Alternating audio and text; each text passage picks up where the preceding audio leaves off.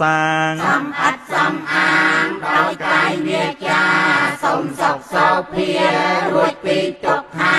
ឆ្លងដល់ត្រៃមហា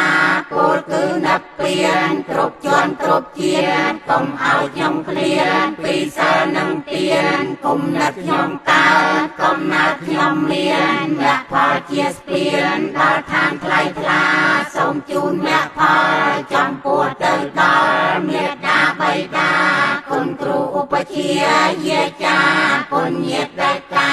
7សន្តានជីដូនជីតារស់នៅក្តីណាលោកម្ចាស់ចែកឋានសូមជូនមគ្គផលកុសលតានតានសូមសុខសែងសានដល់ឋានផុតទុក្ខខ្ញុំសូមសច្ចាកើតជាតិណាណាសូមឲ្យបានសុខសូមមានបញ្ញាភ្លឺស្លាមុមុត